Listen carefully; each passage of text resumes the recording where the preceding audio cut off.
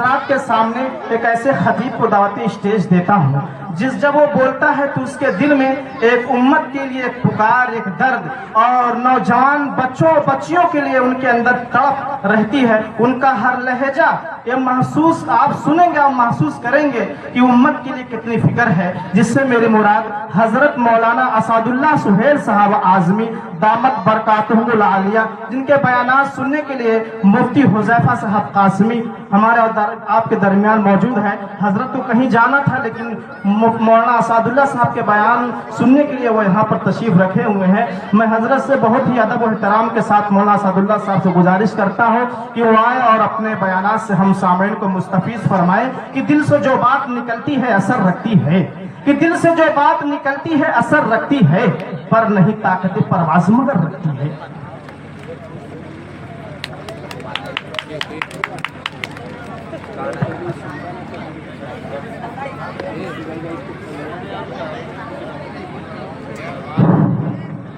الحمد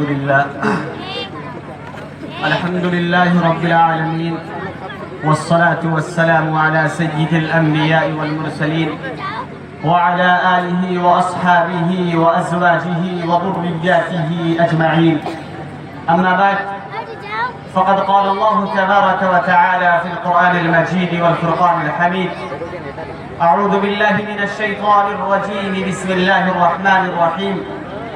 يرفع الله الذين آمنوا منكم والذين أوتوا العلم درجات والله بما تعملون خبير. وقال النبي صلى الله عليه وسلم: المرء على دين خليله فلينظر أحدكم من يخالل، أو كما قال عليه الصلاة والسلام. میرے انتہائی واجب الاحترام سامعین کرام، پردہ نشین ماں و بہنوں، اسٹیج پر رونق افروز علماء کرام اور دانشوران قوم و ملت، آج کا یہ پر رونق اجلاس جو بچے اور بچیوں کی تعلیمی سال کے اختتام پر منعقد کیا گیا ہے، دراصل ان کی حوصلہ افزائی کرنا ہے اور سال بھر کی جو انہوں نے محنتیں کی ہیں، جو انہوں نے کاوشیں کی ہیں اور جو انہوں نے کچھ پڑھا ہے، لکھا ہے، سمجھا ہے،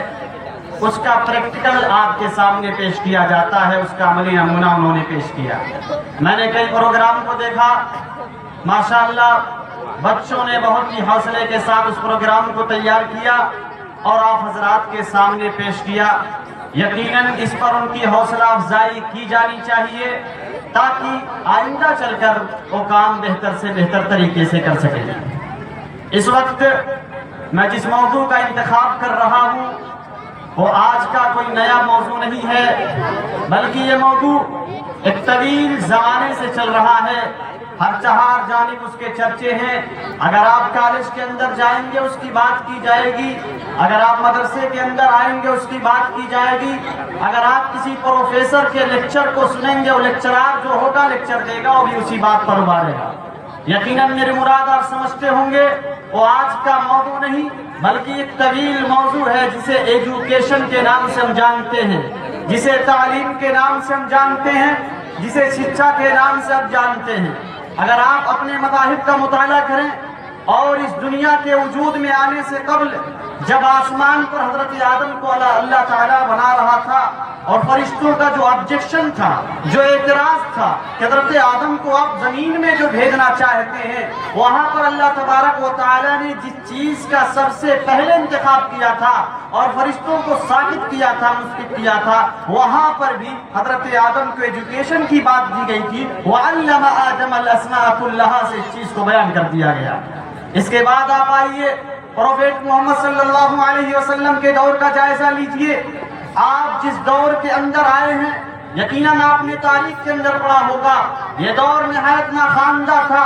جاہلانہ تھا۔ اس دور میں قتل و غارت گری عام تھی، بیٹیوں کو منحوس تصور کیا جاتا تھا، ان کو زندہ درگور کر دیا جاتا تھا۔ لیکن محمد صلی اللہ علیہ وسلم جس وقت غار حرا میں ہوتے ہیں اور ان پر جو پہلی وحی نازل کی جاتی ہے، اقرأ باسم ربک الذی خلق خلق الانسان من علق، اس میں بھی ایجوکیشن کی بات کی جا رہی ہے، اس میں بھی شکشا کی بات کی جا رہی ہے۔ گویا کی دنیا کا ایک ایسا چیپٹر ہے، ایک ایسا موضوع ہے، ایک ایسا لٹریچر ہے جس پر بے شمار لکھا گیا ہے، جس پر بے شمار بولا گیا ہے، اور تا قیامت اس پر ریسرچ، اس پر تحقیقات ہوتی رہیں گی، اور علم کی فضیلت، ایجوکیشن کے مہتو کو گنایا جائے گا۔ ہر دور میں ایجوکیشن کی بات ہوتی ہے، تعلیم کی بات ہوتی ہے۔ آج کے اس اجلاس کے مقصد جو ہے، اس کا مقصد بھی ہے بچوں کی حوصلہ افزائی کرنا اور ان کی سال بھر کی تعلیمی کوششوں کو بیدار کرنا۔ تو بہرحال میں عرض کر رہا تھا، ہمارا دین کے آغاز میں کیا کہا گیا؟ ہمارے دین کے آغاز میں اقرأ باسم ربک الذی خلق، پڑھو اپنے رب کے نام سے جس نے آپ کو پیدا کیا ہے، جس نے وجود کو بخشا ہے۔ اگر آپ قرآن کریم کی اسٹڈی کریں، قرآن کریم کا مطالعہ کریں، تو قرآن نے کہا ہے کہ یرفع اللہ الذین آمنوا منکم والذین اوتوا العلم درجات واللہ بما تعملون خبیر، کہ اللہ تبارک و تعالی مرتبے کو بلند کرتا ہے جو ایجوکیشن والے ہیں، جو تعلیم یافتہ ہے، اللہ تعالیٰ ان کو مقام پر دیکھنا چاہتا ہے۔ اسی طریقے سے ہمیں اور آپ کو سمجھانے کے انداز میں قرآن نے دوسری جگہ کہا قل هل يستوي الذين يعلمون والذين لا يعلمون، کیا وہ لوگ برابر ہو سکتے ہیں جو ایجوکیشن والے ہیں؟ کیا وہ لوگ نہیں برابر ہو سکتے؟ ظاہر سی بات آپ کہیں گے کہ ایجوکیشن والے اور نان ایجوکیشن والے برابر نہیں ہو سکتے۔ ایک معاشرہ، ایک سوسائٹی، ایک سماج جو پڑھی ہوئی ہے، ظاہر سی بات ہے دوسرے سماج، دوسری سوسائٹی سے ان پڑھ ہوگی۔ میں یہ کہہ رہا ہوں کہ ایجوکیشن پر بات بے شمار ہوگی، ایجوکیشن کے فضائل آپ کو گنائے جائیں گے، لیکن تعلیم کے ساتھ ساتھ جس چیز کی سب سے زیادہ ضرورت ہے وہ ہے ٹریننگ، وہ ہے تربیت۔ تعلیم اگر ہوگی، تعلیم کے ساتھ اگر تربیت نہیں ہے تو معاشرہ اور سوسائٹی اور قوم میں سمجھتا ہوں کہ ناخواندہ تصور کی جائے گی۔ چونکہ آپ لاکھ پڑھ لیں، آپ لاکھ تعلیم حاصل کر لیں، لیکن بڑوں کا آدر آپ کرنا نہ جانیں، چھوٹوں سے پیار و محبت سے ملنا آپ نہ جانیں، اپنے ہم اثروں سے کیسے گفتگو کی جاتی ہے، چاہے میری ماں ہو، چاہے میری بہن ہو، چاہے میرا چھوٹا بھائی ہو یا میرا بڑا بھائی ہو، یہاں پر موجود ہر شخص سے میں یہ کہوں گا کہ سب سے پہلے اپنے آپ پر توجہ دی جائے، اپنے آپ کو بنانے کی فکر کی جائے۔ جلسے بے شمار ہوتے ہیں، کانفرنس بے شمار ہوتی ہے، تقریریں بے شمار ہوتی ہیں، کرنے والے کرتے ہیں، سننے والے سنتے ہیں، لیکن عمل کی نیت ہمارے اندر نہیں پیدا ہوگی تو میں سمجھتا ہوں کہ ہمارا یہ معاملہ بے سود ہوگا۔ اس لیے اپنی شخصیت پر نکھارنے کی ضرورت ہے۔ جو ماں بہن بیٹی یہاں پر آئی ہے، میں نے ایک حدیث آپ کے سامنے پیش کیا جس میں اللہ کے رسول صلی اللہ علیہ وسلم نے فرمایا المرء علی دین خلیلہ، ہر انسان اپنے دوست کے دین پر ہوتا ہے۔ فَلْيَنْظُرْ أَحَدُكُمْ مَنْ يُخَالِلُ، تو چاہیے کہ دیکھو کس سے دوستی کر رہا ہے، جس سے آپ دوستی کر رہے ہیں سماج و معاشرے سوسائٹی میں اس کی کیا حیثیت ہے، اس کا کیریکٹر کیسا ہے۔ ظاہر سی بات ہے اگر اس کا کیریکٹر درست نہیں ہوگا، اس کا اٹھنا بیٹھنا درست نہیں ہوگا، اس کا بات چیت کرنا درست نہیں ہوگا تو آپ پر بھی وہ الزام عائد کیے جا سکتے ہیں۔ اس کی مثال آپ علیہ السلام نے دی۔ حضرت ابو موسیٰ شری سے روایت ہے، حضرت ابو موسیٰ شری فرماتے ہیں کہ رسول اللہ صلی اللہ علیہ وسلم نے فرمایا اچھے دوست کی مثال ایسی ہے جیسے کہ انسان عطر فروش کے پاس بیٹھتا ہے، اگر وہاں سے عطر نہیں خریدتا تب بھی اس کی خوشبو سے محسوس ہوتا ہے، اور برے دوست کی مثال ایسی ہے جیسے وہ بھٹی والے کے پاس بیٹھے، اگر وہاں سے کچھ سامان نہ لے تو کم از کم اس کے دھواں اس کی ناک اور اس کے کپڑے پر پڑے گا۔ یہ ہے سماج کی اصلی حیثیت، آپ کو سمجھنا ہے۔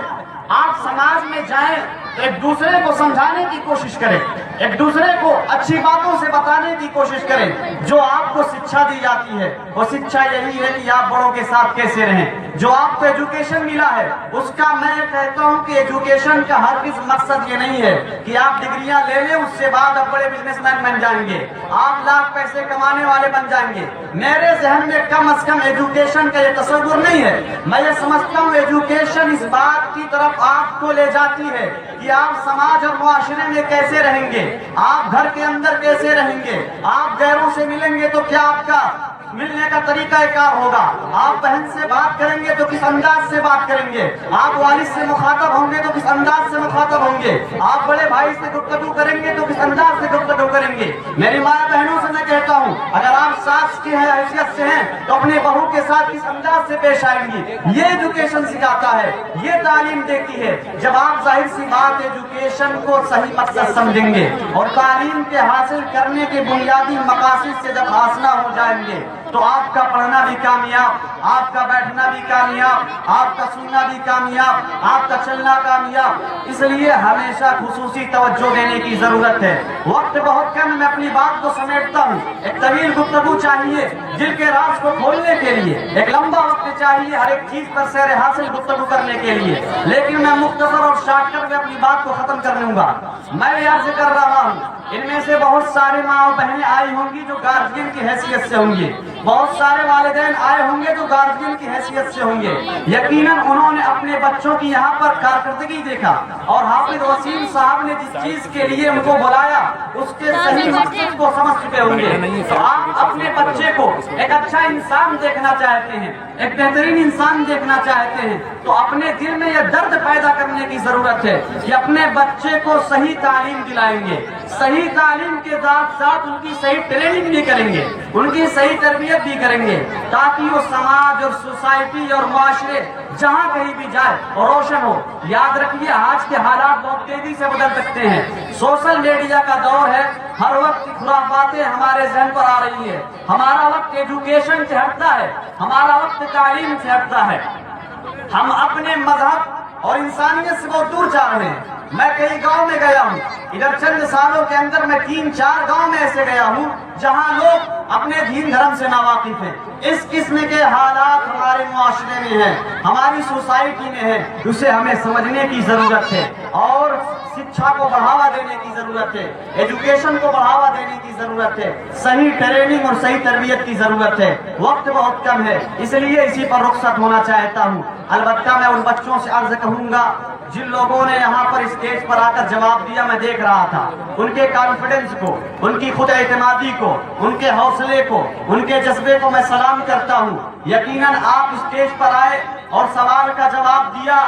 آپ نے اندر وہ جرأت دکھائی ہے جس کو میں یہ کہہ سکتا ہوں جس نے لگائی ایڑ وہ خندق کے پار تھا, جو ہچکچا کے رہ گیا سو رہ گیا ادھر, جس نے ایڑ لگائی وہ خندق کے پار تھا. اپنے اندر وہ جذبہ پیدا کیجئے, اپنے اندر وہ کانفیڈنس پیدا کیجئے, اپنے اندر وہ خود اعتمادی لائیے. کہیں بھی آپ کو بلایا جائے, کسی اسٹیج پر آپ کو بلایا جائے, کسی منچ سے آپ کو بھاشن دینے کے لیے کہا جائے, آپ اپنے اندر وہ چیز پیدا کیجئے, وہ گفتگو کا جوہر لائیے تاکہ سماج و معاشرے کو آپ سمجھا سکے, ایک ملت کے خیبرہار کو آپ بچا سکے. اس وقت ملت کو آپ جیسے نوجوانوں کی ضرورت ہے. یہ بچے جو کل کا مستقبل ہوں گے انہیں سنوارنے کی ضرورت ہے, یہی بچے کل مستقبل ہندوستان کا ہوں گے, انہیں صحیح سمت دکھانے کی ضرورت ہے, انہیں صحیح راہ دکھانے کی ضرورت ہے. جو بڑے ہیں میں ان سے کہوں گا اس طریقے کے پروگرام کا آیوجن کیا کرے, اس طریقے کا پروگرام منعقد کیا کرے اپنے گاؤں میں, اپنی سوسائٹی میں, اپنے سماج میں, اپنے معاشرے میں, تاکہ ناخواندہ طبقہ ابھرے.